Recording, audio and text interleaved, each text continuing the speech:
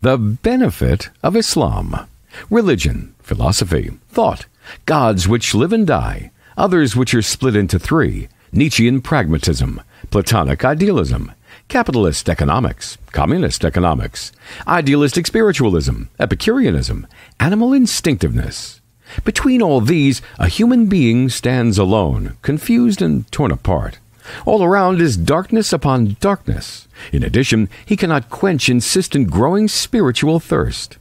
Only Islam, the last of God's messages to mankind, can light up this darkness and quench this thirst. Only in this way, through submission to God alone, can humans be free of servitude to other humans.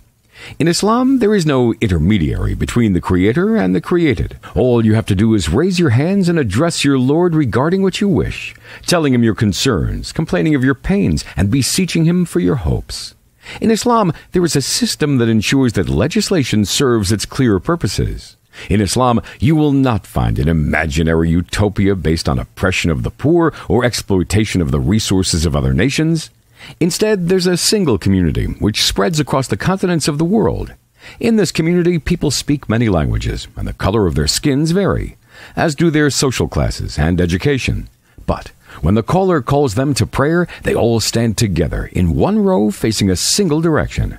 When it's time for their annual pilgrimage, millions of them come together, wearing the same type of garments. The poor and the rich are equal, as they turn to their Creator in prayer and supplication. In Islam, there is only one worthy of worship, glorious and generous. He combines all fine attributes of perfection. God does not fight with people or take revenge on them, nor is He crucified. There is a clear and understandable creed, which is in perfect harmony with reason and nature. People do not need mental gymnastics to understand their faith. In Islam, there is an answer to every question. You will not find any vagueness in its concepts or a difference between scholars regarding the basic principles of religion. You will not find contradictory verses in the Quran, nor prophetic sayings in conflict with one another.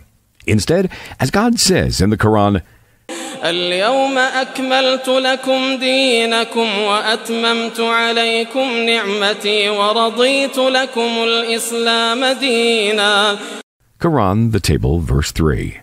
The Prophet, peace be upon him, said, I am leaving you upon a path of brightness, whose night is like its day. No one will deviate from it after I am gone, but one who is doomed. Related by Ibn Majah, 43. In Islam, a soldier gets justice from his commander. An ordinary woman can admonish and blame the caliph.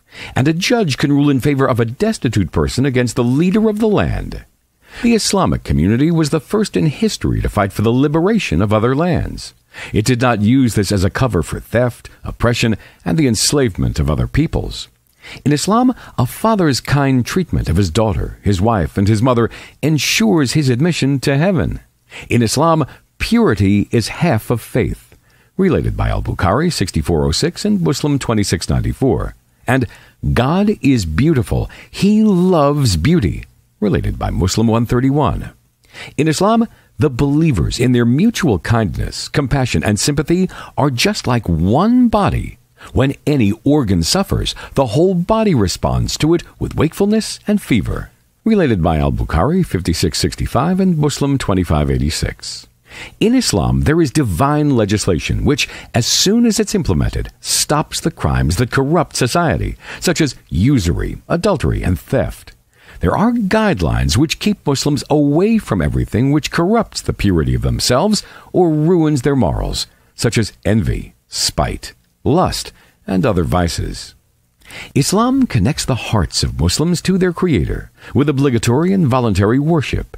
This makes them always aware of the presence of their Lord, placing their hopes in Him. Islam creates a strong society based on love and compassion. If a member of this society falls on hard times, he'll find someone to help him up and allow him to continue on his life's path. Naturally, it's impossible to quantify the benefits of something which comes from God, from whom comes all perfection and all beauty. But we as weak human beings need to make efforts and do what we can. We may succeed sometimes and fail at other times, and then become aware and return to the true path, God's law, which He has made perfect for us. And the blessings which He has bestowed on us remain in our minds until we meet him. اليوم أكملت لكم دينكم وأتممت عليكم نعمتي ورضيت لكم الإسلام دينا